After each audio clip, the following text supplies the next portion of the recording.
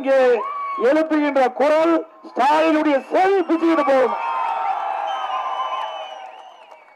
நம்முடைய கூட்டணியை பற்றி ஏளனமாக இன்றைக்கு ஸ்டாலின் பேசிக் கொண்டிருக்கின்றார். நம்முடைய கூட்டணி பலம் பொருந்திய கூட்டணி, மெகா கூட்டணி. இன்றைக்கு இந்திய நாடு வியக்கக்கூடிய அளவிற்கு அமைக்கப்பட்ட கூட்டணி இந்தியாவிலேயே நம்முடைய மாநிலத்தில் தான். இன்றைக்கு ஸ்டாலின் எவ்வளவு பெரிய மெகா கூட்டணியை பார்த்து மிரண்டு பயந்து என்ன பேசுவதனே தெரியாமல் மேடையில் தன் இஷ்டம் போல பேசிக்கிட்டு இருக்கார். இன்றைக்கு அனைத்து இந்திய அண்ணா திராவிட முன்னேற்ற கழகத்தின் சார்பாக தேர்தல் அறிக்கை வெளியிடப்பட்டிருக்கிறது. முத்து முத்தான தேர்தல் அறிக்கைகள் அத்தனையும் நிறைவேற்றப்படுகின்ற தேர்தல் அறிக்கைகள். கோதாவரி காவிரி இணைப்பு. நான் ஒரு விவசாயி. விவசாயிக்கு தேவை நீர் கொடுப்பதுதான் மிக முக்கியம். நாட்டுக்கு சோறு போடுவது விவசாயி, விவசாய தொழிலாளி.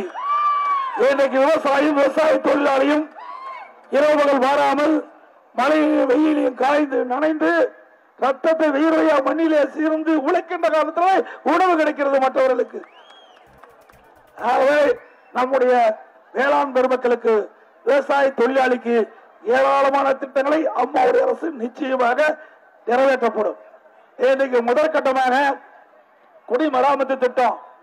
தமிழ்நாட்டில் இருக்கின்ற ஏரிகள் முழுவதும் படிப்படியாக அந்த ஏரியில் இருக்கின்ற வண்டன் மண்ணை அள்ளி ஏரி ஆழப்படுத்துகின்ற திட்டம் முழுக்க முழுக்க பாசன விவசாய சங்கத்திட்டே ஒப்படைச்சாச்சு. அரசாங்கம் டெண்டர் இல்ல, அவர்கிட்டே கொடுத்து அந்த பணியை செஞ்சு அந்த பணி நிறைவேற்றப்பட்டிருக்கிறது. இதுவரைக்கும் 3200 ஏரிகளுக்கு தூர்வாரப்பட்டு விட்டது. எஞ்சிய ஏரிகள் அனைத்தும் படிப்படியாக தூர்வாரப்படும். இந்த தூர்வாரத்தின் நோக்கம் பருவ காலங்களில் பெய்கின்ற நீர் வெளியேறாம அந்த ஏரியிலே சேமித்து வைக்க வேண்டும். ஒன்று, வண்டல் மண் அழிகின்ற பொழுது ஏரி ஆழமாவது. அந்த வண்டல் மண் விவசாயியுடைய நிலத்திற்கு இயற்கை உரமாக பயன்படுது. இரண்டு வழியில இந்த விவசாயத்துக்கு நன்மை ஏற்படுகிறது. ஆகவே பருவ காலங்களில் பெய்கின்ற மழை நீர் முழுவதும் சேமித்து வைத்து நிலத்தடி நீர் உயர்ந்து விவசாயத்திற்கு தேவையான நீர் கிடைக்குது, குடிப்பதற்கு தேவையான நீர் கிடைக்குது. அந்த திட்டத்தையும் 428 கோடி ரூபாயில இதுவரைக்கும் நிறைவேற்றப்பட்டிருக்கிறது. எஞ்சிய ஏரிகள் அனைத்தும் விரைவிலே தூர்வாரப்படும். அதே போல பருவ காலங்களில் பெய்கின்ற மழை நீர் ஓடையின் வழியாக உபரி நீராக கடலில் போய் கலக்குது. நதியின் வழியாக உபரி நீர் கடலில் போய் கலக்கிறது. எங்கெங்கெல்லாம் உபரி நீர் கடலிலே கலக்கிறதோ அந்த பகுதியெல்லாம் கணக்கிட்டு நீர் மேலாண்மையோட திட்டத்தை அமல்படுத்தி திட்டத்தின் வாயிலாக 3 ஆண்டு கால திட்டமாக 1000 கோடி ரூபாய் ஒதுக்கீடு செஞ்சு எங்கெங்கெல்லாம் தடுப்பணை கட்டணுமோ ஓடையின் குறுக்கே தனிப்படை கட்டப்படுகிறது, நதியின் குறுக்கே தடுப்பணை கட்டப்படுகிறது. அங்கங்கே பெய்கின்ற மழை நீர் முழுவதும் சேமித்து வைத்து கோடை காலங்களே பயன்படுகின்ற விதமாக இன்றைக்கு அம்மாவுடைய அரசு நடவடிக்கை எடுக்கப்பட்டு வருகிறது. இதன் மூலமாக நிலத்தடி நீர் உயர்ந்து விவசாயத்துக்கு தேவை நீர் கிடைக்கிறது. இப்படிப்பட்ட ஏராளமான திட்டங்களை நாங்கள் செயல்படுத்தியிருக்கின்றோம். தமிழ்நாட்டுக்கு எங்கெங்கெல்லாம் நீர் வீணாக போகிறதோ அந்த பகுதியெல்லாம் கணக்கிட்டு அதற்கென்று ஒரு 4 ஓய்வு பெற்ற தலைமை பொறியாளரை நியமிச்சிருக்கிறோம். அந்த தலைமை பொறியாளர்கள் தமிழ்நாடு முழுவதும் சுற்றுப்பயணம் செஞ்சு ஆய்வு செய்து எங்கெங்கெல்லாம் தடுப்பணை கட்டலாம் என்ற ஆய்வின் அறிக்கையை அரசுக்கு சமர்ப்பிக்க இருக்கிறாங்க. அது எத்தனை கோடி ஆனாலும் எல்லா பகுதியிலுமே தடுப்பணை கட்டப்படும். விவசாயத்துக்கு முன்னுரிமை.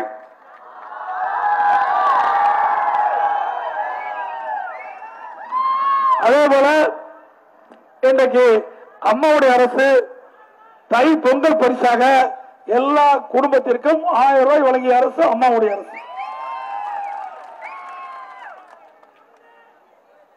அதே போல விவசாய தொழிலாளிகளுக்கு எல்லா தொழிலாளிகளுக்குமே எல்லா குடும்பத்திற்கும் 2000 ரூபாய் தொழிலாளர் குடும்பங்களுக்கு வழங்கப்படும் என்ற அறிவிப்பை கொடுத்து திட்டத்தை துவக்கியாச்சு.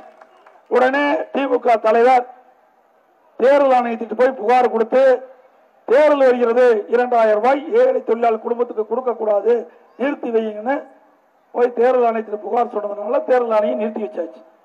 தேர்தல் முடிஞ்ச உடனே எல்லா ஏழை குடும்ப தொழிலாளிகள் விவசாய தொழிலாளர் அனைவருக்கும் 2000 ரூபாய் கொடுக்கப்படும். அதே போல 100 நாள் வேலை திட்டத்தை 200 நாளாக உயர்த்துவதற்கு அம்மாவுடைய அரசு நடவடிக்கை எடுக்கும்.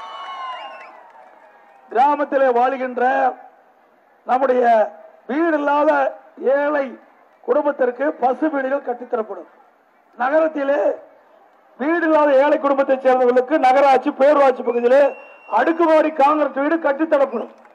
இப்ப 3 லட்சம் வீடு கட்டிட்டு இருக்கிறோம். அடுத்த ஆண்டு 5 லட்சம், அதுக்கு அடுத்து 7 லட்சம். எல்லா வீடு இல்லாதவங்க அத்தனை பேருமே யாருமே இருக்கக்கூடாது, அனைவருக்கும் வீடு கிடைக்கும். அந்த திட்டத்தையும் அம்மாவுடைய அரசு நிறைவேற்றி இருக்கிறது. அதே போல கல்வியில மிகப்பெரிய திட்டத்தை நான் கொடுத்திருக்கிறோம். இந்த திட்டத்தின் வாயிலாக காலனி, சீருடை, விலையில்லா புத்தகம், நோட்டு, சைக்கிள், மடிக்கணி எல்லாம் கொடுத்தாச்சு. தேர்தல் அறிக்கையில் என்ன சொல்லணுமோ எல்லாம் கொடுத்தாச்சு. ஆனா திமுக தேர்தல் அறிக்கையில எல்லாம் நிறைவேற்றிருக்கீங்களா? நிலமற்ற விவசாயிக்கு நிலம் கொடுக்குன்னு சொன்னாங்களா? என்னாச்சு, கொடுத்துருக்காங்களா? நிலத்தை யாரும் கண்ணிலேயே காட்டல. கருணாநிதி இருக்க வரைக்கும் கண்ணில் கட்டதே போயிட்டார். ஆக தேர்தல் அறிக்கை அத்தனை பொய். திமுக அறிவிக்கின்ற தேர்தல் அறிக்கை பொய் அறிக்கை. அதுதான் நாங்கள் போலி அறிக்கைன்னு சொன்னோம். உடனே ஸ்டாலின் கோவம் வருது. அண்ணா திமுக அறிக்கை உண்மையான? ஆமா உண்மை. நாங்க சொன்னதெல்லாம் செஞ்சிருக்கிறோம். திருமண உதவி திட்டம் சொன்னோம். அம்மா இருசக்கர வாகனம் சொன்னோம், செய்யறோம். கர்ப்பிணி தாய்மார்களுக்கு 12,000 18,000 சொன்னோம், செஞ்சோம். இப்படி சொன்னதெல்லாம் நாங்க செஞ்சிருக்கிறோம். நீங்க என்ன செஞ்சீங்க? 15 ஆண்டு காலம் மத்தியில் ஆட்சி இருந்தீங்களே, அதிகாரத்தில் இருந்தீங்களே, தேர்தல் அறிக்கை வெளியிட்டீங்களே, ஒரு தேர்தல் அறிக்கையாவது நீங்க நிறைவேற்றீங்களா? எதுவுமே நிறைவேற்றல. அவருடைய குடும்பத்தை சேர்ந்தவங்க தான் மத்தியில் ஆட்சி அதிகாரத்துக்கு வந்தாங்க. அது முரசொலி மாறன் 1 வருஷம் சுயநினைவு இல்லாம மத்திய அமைச்சராக இடம்பெற்றிருந்தார். ப. சிதம்பரம் மத்தியில நிதி அமைச்சர், தமிழ்நாட்டை சேர்ந்தவர். நிதி கொடுத்தாரா? எவ்வளவு திட்டம் நிறைவேற்ற வேணும்? எந்த திட்டத்துக்கும் நிதி கிடைக்கல. தமிழ்நாட்டை சேர்ந்த நிதி அமைச்சராக இருக்கும் போதே நிதி கொடுக்கலீங்கன்னா இவர்கள் மத்தியில் ஆட்சிக்கு வந்து என்ன செய்ய போறாங்க தமிழ்நாட்டுக்கு? ஆகவே இன்றைக்கு காங்கிரசும் திராவிட முன்னேற்ற கழகம் அந்த கூட்டணி கட்சிகளும் மக்களுக்கு எந்த நன்மையும் கிடைக்காது. அது இன்னைக்கு அனைத்து இந்திய அண்ணா திராவிட முன்னேற்ற கழக கூட்டணி அமைக்கப்பட்ட கூட்டணி தான் மக்களுக்கு நன்மை செய்யக்கூடிய கூட்டணி, மெகா கூட்டணி, வாக்கு வங்கிகள் கூட்டணி, சேவை செய்யக்கூடிய கூட்டணி மக்களுக்கு. அதுதான் எங்க கூட்டணி பார்த்து பயந்து கிடக்கிறார். ஏன்னா 2014 நாடாளுமன்ற தேர்தலில் அதிமுக 37 இடம் ஜெயிச்சது. பாட்டாளி மக்கள் கட்சி 1 இடம் ஜெயிச்சது. பாரதிய ஜனதா 1 இடம் ஜெயிச்சது. தமிழ்நாட்டில் 39 இடம். 39க்கும் 39 இடத்திலையும் நம்முடைய கூட்டணி மிகப்பெரிய வெற்றியை தேடி தந்தது. இது போன்ற முக்கிய வீடியோக்களை உடனுக்குடன் தெரிந்து கொள்ள நியூஸ் ஜே யூடியூப் சேனலை சப்ஸ்கிரைப் செய்யுங்கள்.